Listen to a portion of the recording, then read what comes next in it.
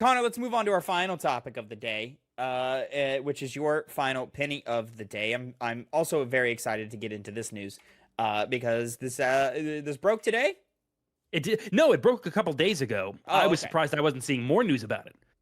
Okay, Um, well, take it away. because yes, video game workers form industry-wide union. An inclusive union called the United Video Game Workers, formed in partnership with Communication Workers of America, CWA, and the American Federation of Musicians, AFM, in response to sweeping layoffs within the industry. Quote, our mission is to take back our lives, our labor, and our passion from those who would treat us like replaceable cogs, to empower our fellow workers, to link up arms with the laid off, with the freelancer, with the disillusioned contractor, with the disenfranchised and the marginalized, with the workers laboring invisibly to keep this industry afloat. Reads their mission statement.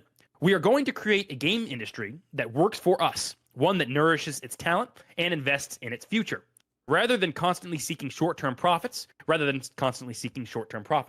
are the ones that make the games, so we must be the ones that set the terms of how we work. End quote. The United Video Game Workers, CWA Local 9433, was announced at the Game Developer Conference, GDC, following an estimated 14,600 employees being laid off in 2024, 10,500 in 2023, and around 1,200 so far this year. A list of demands on the union website include advanced notice before layoffs, worker control over the use of AI, improved severance pay, and laid off employees getting priority when hiring again. The union will be comprised of workers of all types across the industry in the United States and Canada, including contractors, freelancers, indie developers, workers who are currently unemployed, and workers who are organizing their workplaces. The union's dues will be calculated off 1% of a member's income, starting at $15 an hour. Quote, the formation of United Video Game Workers CWA is an exciting next step in our union's work to help video game workers build power in their industry, said CWA President Claude Cummings Jr. As video game studios have consolidated, the workers whose creativity, dedication, and skill bring the games to life have become more an afterthought. They are subject to endless cycles of layoffs and rehiring as corporate executives pursue short-term profits at the expense of a sustainable future, end quote. The union differs from most as it's described as a direct joint union, alternatively known as a pre-majority union, and isn't recognized as a legal institution by any particular company. Rather, the eventual goal is to achieve a collective bargaining agreement to facilitate negotiations between workers and employees. Pre-majority unions are formed in instances where the workers in question are looking to rally together in the public sector, union-hostile private sectors, and in quote gig end quote positions. Quote, the creation of this union was not done in isolation. It's a cumulative effort by the thousands of video game workers who have been fighting for years to redefine what it means to stand together and reclaim power in one of the largest and highest grossing industries on the globe, CWA's Senior Director of Organizing Tom Smith said. These workers are taking a bold stand, joining together to build power for the workers behind the games we all know and love. So we've constantly talked about the layoffs, ad nauseum on this show. And it got to the point where usually we would cover a layoff story, maybe two every single week, and there was no end in sight other than a crash.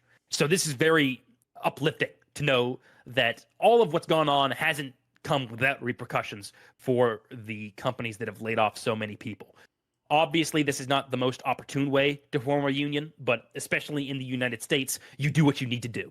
And in a country that is so anti-union, with union members across the country dropping constantly, mainly due to anti-union activities by employers, Amazon being a notable one in that fight, clearly this has been a long time coming. I hope that it's going to be effective, because forming a union is the first important step to bargaining for more rights in industries like the gaming industry, but they might be ineffective. It might be filled with people who aren't actually incentivized to achieve wins for the employees in the games industry, but rather make a little buck on the side for themselves or make connections for financial reasons later on down the line. Or, corruption can happen in these instances, and it's important that they don't, because this is such a pivotal moment in how games will go on to be developed in the future. Because I don't think beyond this, what's the other shot of there being widespread unionization within the industry? It's easy that this one allows for anybody to join it, which would then therefore allow easier union forming at other companies. But, this has only been released a couple days ago. So, we're going to have to wait and see about how effective it's actually going to be. Yeah, the key factor here is widespread adoption. Yeah. That's what we need. We need as many members as possible to join up, and that's a bit of a double-edged sword for a lot of people. There's a risk in joining a union in this industry right now that is not unionized. You can be sort of behind the scenes punished for joining a union or doing these things, or there are some people who believe that unionizing would tie an arm behind our back and not allow us to move in certain ways. Well, clearly the ways we're moving right now isn't helping us right now, so we need to figure out a way to protect ourselves. I think everybody's for the most part on the same page about that. Is we do need to figure out a way how we can protect ourselves better. It's the how we do so that can be debated in some circles. You and I, Connor, are agreed that this industry needs to unionize because there's, in my opinion, other than maybe the music industry, there is not an entertainment medium that treats its workers as poorly as the video game industry does. Other than maybe the music industry. And so, yeah, it's exciting. It's hopeful. But as you said, Connor, this is a story that has not been covered that greatly. And now part of that is because a lot of these news sites are for profit. So, this is not a story. This is not a sexy story. This is not a story that, is going to get a lot of clicks, especially because it doesn't really have an end in mind, or it doesn't have an end thing that you can read and understand what that means. It's very lawyery ongoing fight. And it's a step forward. It's not a conclusion. It doesn't have a conclusion to it. So it's a little tricky in that ways. So right now it's and hopefully, I assume you're going to break this out a little bit, Connor. Actually, I'm assigning you to break this out. So hopefully, maybe if it can circulate in the right things, hey, if you didn't know this is happening and you work in the industry, hey, maybe you want to look at this. Maybe you want to get in contact with somebody who is connected to this, or maybe you want to ask around and see if anybody else is getting behind this. Is this the push? And quite frankly, that push really hinges on the developers joining in, because this is entirely, obviously it's a formative thing from a variety of people that work in the industry who have seen all of the problems that it's had and wanted to find a solution. But you need a vast bulk of developers to join in, because if this union was to decide one day, because anybody can join, I don't even think you need to pay dues. I might be wrong about that. You might need to, but point is, if you had, let's say, throw out a fucking number, Tavin, 15,000, right, around the amount that were laid off in 2024, decided, who were a part of this union, said, okay, you know what, this has gone on too long, we're going to go on strike.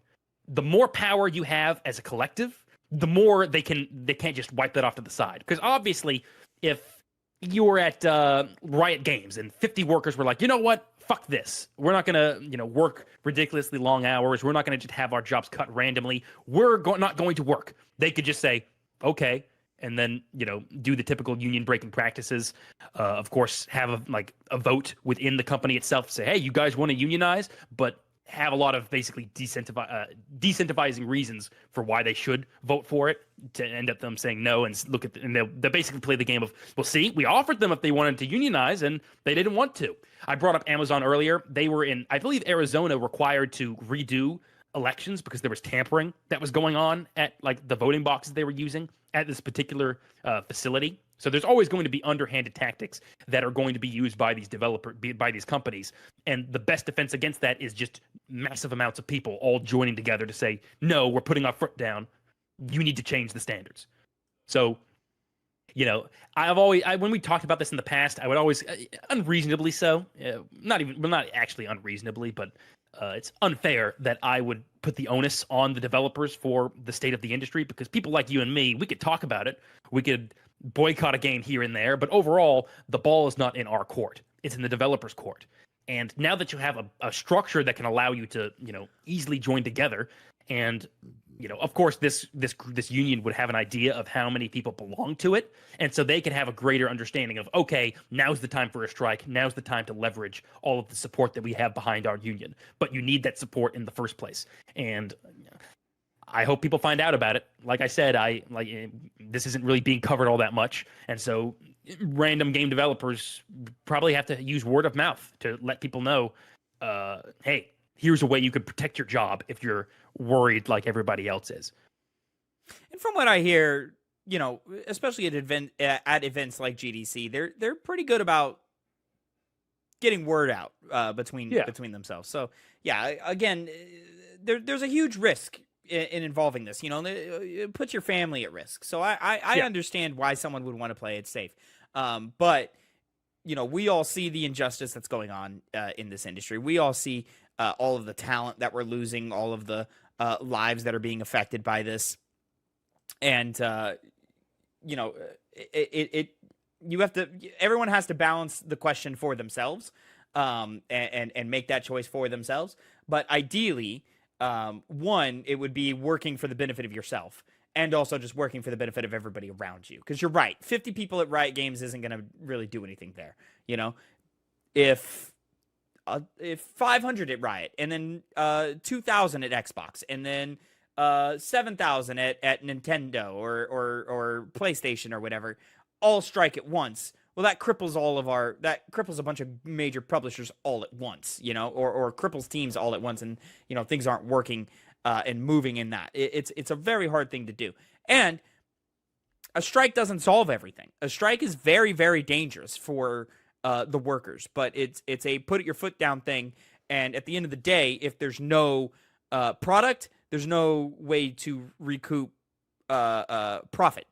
And Yeah. so but at at the same time, if you don't work, you don't get money either. So you know it's a very hard balance to walk, and it's not a pair of shoes that I envy to be in. But it's one that I push everybody in this industry to kind of make the hard choice, because it might be the right one. Yes. It's, the right decision's not always the easiest, as they say.